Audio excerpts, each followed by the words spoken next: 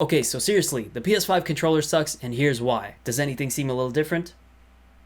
It is. The walls have been painted. What's going on, guys? It's Picsoleated, and I'm sure a lot of you here are new, but for those of you that are not, I feel I owe you a brief explanation. I know I normally post about sneakers on this channel, so this is a little out of the norm, but hear me out. A new gaming generation only comes every so often. The beginning of the last generation was 7 years ago, so when a new gaming generation begins, it's a pretty big deal. I feel it's my responsibility to cover this, and I'm sure most of you are just as interested in this as I am. And to be honest, when I initially started this channel, I wanted it to be a mix of sneakers and technology, hence the name. It's a play on Picsoleated, which is a tech and somewhat gaming related term, mixed with soul, which is a sneaker related term. It ended up turning into a more sneaker focused channel. It was just doing well at the time, and it made sense to continue doing it. And don't worry, I'm obviously not abandoning the sneaker content, but I figured I'd try this out. Gaming and technology is a big part of mine and probably a lot of your lives, so here it is. Let's see how it goes. Okay, back to the topic at hand. Just to preface this video before I get a bunch of dislikes piling on like a bundle of leaves for saying the PS5 controller sucks, hear me out. Look, I'm a PlayStation and Sony shill. When I saw what they packed into this controller, trust me, I agree,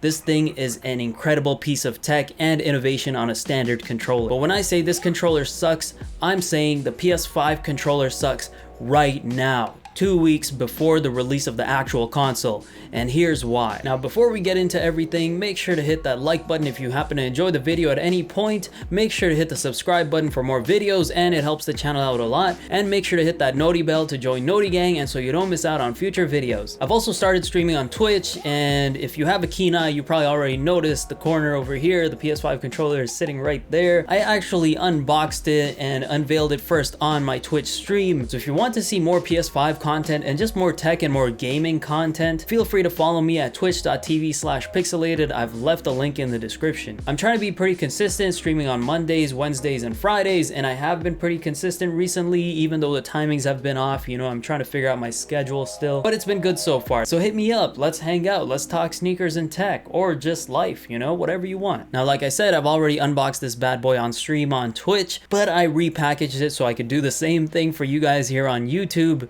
You're welcome. Okay, going over the box real quickly, it's pretty standard. We've got a white and blue box with the DualSense image on top of it. Looking at the back, we've got the trademark slogan, heighten your senses, and that is because this is now a DualSense. Before it used to be DualShock, it went from DualShock 1 to DualShock 4, and since they've rebranded it to DualSense, that is something you need to know. We'll get into why that is. Obviously, because of the haptic feedback, the adaptive triggers, those are the main key features here. The built-in mic is a really cool feature that they added, and we'll talk about that as well. Signature comfort, I'm not really sure why they have that listed there, because they're making it sound like it feels like previous PlayStation controllers, and it really doesn't. So we'll get into that as well. Now, the unboxing is pretty clear cut. Slide out the box like so, and we get this almost mini pizza box style box. Slide it open. We've got this guy. I'm pretty sure we all know what that is.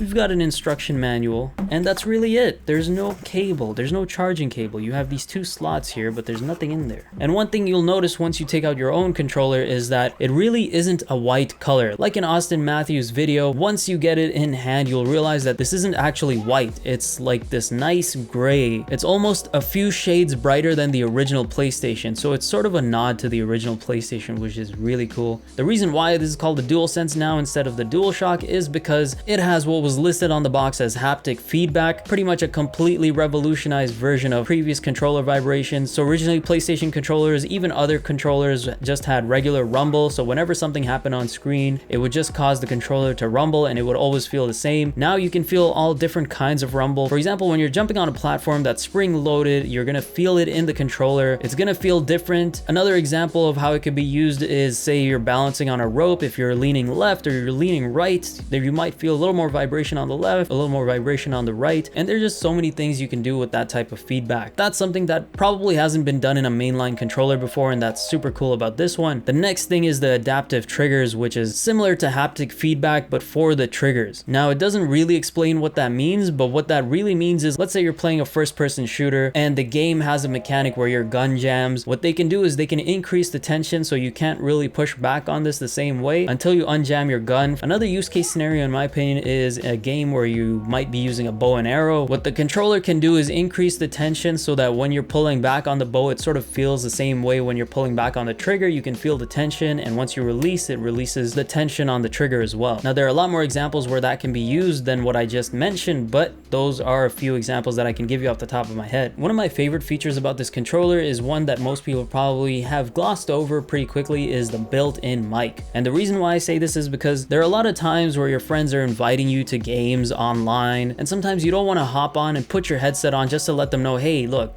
stop inviting me, I'm trying to play another game, right? But now you can do that just straight through your mic. And if you want to play casually, you don't really want to talk a lot, but you do want to talk, but you have to communicate for certain reasons in a game, you can do that now because there's a built-in mic in this controller. You can see the little hole. I'm pretty sure that's the mic right there. I mean, this also has the mic icon on it, so this might be the mic as well. But what they really improved on this controller was how it feels in hand. You could probably already tell by the shape that this was not going to feel like a regular PlayStation controller. I wasn't really sure how much of a difference it would be. Now we can compare it here to my PS4 controller. Just based on looks alone, the shape is so much more different. When I have this controller in hand, it feels fine, it feels okay. I've been using it for 7 years, so I know how it feels, nothing special. But as soon as you put this in hand, you realize just how much of a difference it is. It feels more full, it feels like you have more control over the buttons. Just this filling angular design it's almost like PlayStation figured out how to make the controller more comfortable than it could possibly be. Now, of course, there are a few other modifications here as well. If you recall, pretty much every generation of PlayStation controller has had their X, square, triangle, circles colored, but with the PlayStation 5 controller, they decided to go with a more monotone look. Now, I actually got pump faked here because I thought once you power it up, these things are gonna light up and you'll see the colors there, but that didn't end up happening, and I am slightly disappointed, but I also understand lighting up more things would probably require more battery and it would drain the battery faster. However, this controller does have a much bigger battery than the PS4 controller, which I'm really happy about because the PS4 controller usually dies out after 5 to 6 hours of gameplay, and it's not a big deal. If you have two controllers, you can just keep cycling them in and out, but I would definitely prefer for it to last a lot longer. Now, supposedly the touchpad has been improved as well. I don't really know what they could do to improve it. Maybe it's more sensitive, maybe it's got a little more surface area, it's a little more sensitive. However, the PS4 controller touchpad looks pretty similar. The PS4 touchpad actually has a grid design on it that the PS5 controller doesn't have, and although I kind of like the grid design a little bit more, I think the clean look here makes sense and it looks really nice as well. Another thing I wanted to test out with the PS5 controller was just how compatible it was with PS4 controller accessories. Once again, I've done all of this on my Twitch stream, so go ahead, check that out if you want to. But the first thing I tested out was this Control Freak analog stick extension. If you play first-person shooters, you know exactly how important this thing is. It's marketed as making your aiming more accurate, and let me tell you, it makes a night and day difference. I have gotten much better using this versus when I just used the stick on its own, so I wanted to see if it was compatible with the PS5 controller. The beautiful thing about the PS5 controller is that the sticks look almost identical. Obviously, there's a little bit more texture to these sticks versus the PS4 sticks. However, let's see if this fits. That confirms it. The Control Freak definitely fits on here. Makes a lot of sense. The analog sticks are almost the same size. They're pretty much the same height. They're the slightest bit taller than the PS4 sticks, but as you can see, it fits on there perfectly snug. The next thing I wanted to test out was this back button attachment right here. If you play first-person shooters, you know exactly how important it is sometimes to be able to reload or jump while moving your right stick at the same time. And usually those actions are mapped to these face buttons right here, so it's not easy to do one of these and press these buttons at the same time. Sometimes you have to go like this and press, square to reload or X to jump so you don't get shot up while you're moving around and aiming. The back button attachment alleviates you from doing that because now you can click them here while moving this at the same time. So I wanted to see if the PS4 back button attachment would connect with the PS5 controller. Obviously, as a competitive online first-person shooter player myself, this is something that I would really need to see in a PlayStation 5 controller. Now, right off the bat, you can see that the PS4 connector for this back button attachment is nowhere near the same as the PS5 connector. So I'm already not very confident in this test, but we're gonna try it out anyway. I mean, this is pretty much guaranteed not to work, but I'm gonna test it out regardless. And yeah, as you can see, it's not even aligned. It doesn't even... The width below is almost the same. You would think that it would fit, but it just does not. Okay, so we've got the basics out of the way.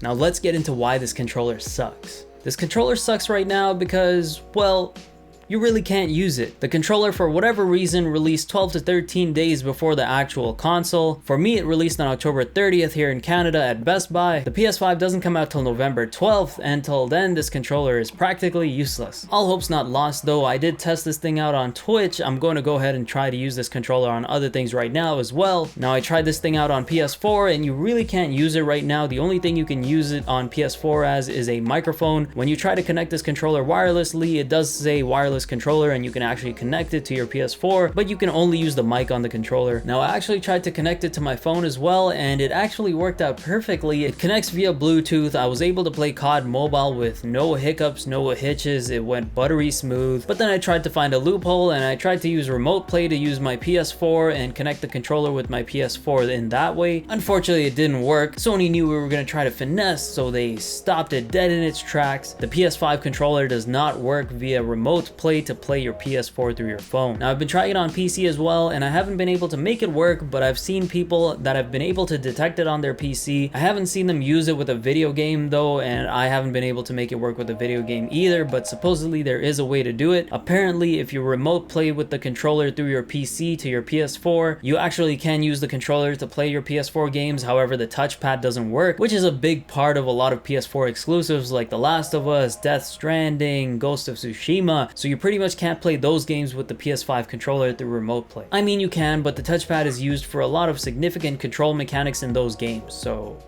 you also can't. So overall, yes, there are a few use cases for it, like mobile games, but it's not necessary. Plus, it won't work on your PS4 with a single caveat if you use it as a mic. And if you want a controller for anything else, you probably already have it. And even if you did use the PS5 controller for mobile games, you really can't take advantage of all the unique aspects of this controller. So then what exactly was Sony's reason to release this controller 12 to 13 days before the console's release? I'm not entirely sure, and honestly, I don't think they are either. I don't think they have a real reason. I think it just came down to logistical reasons. Maybe the retailers got the controllers really early and Sony decided, you know what, just release them. There's no point waiting till release date to get them out there. Maybe they wanted to release the accessories early so people could get their hands on them and they don't have to clamor for them on release day when they're getting their consoles. I know for a fact that the controller and headset has released in places in the States, and they've probably released some of the accessories in other places as well. Of course, once again, those accessories aren't as useful without the actual console itself. Aside from the Pulse 3D headset, I really hope I can get my hands on them before release, but who knows what's gonna happen with that. Either way, admittedly, this is a solid evolution from the PS4 controller, so much so that I can't imagine using a PS4 controller after this. Of course, I'll have to because I'm hooked to that back button attachment for FPS shooters. When I'm playing Warzone or the new COD, I'm definitely gonna be using those back button attachments, but anything that doesn't require that back button attachment, you best believe I'm playing it on PS5 and I'm playing it with the PS5 controller. Now the real question remains, Sony, when are you going to release the back button attachment for the PS5 controller? You were 7 years too late on the PS4. Let's see you pick up the pace on the PS5. Sony has really innovated with this design, but not everyone's a fan of what Sony's done.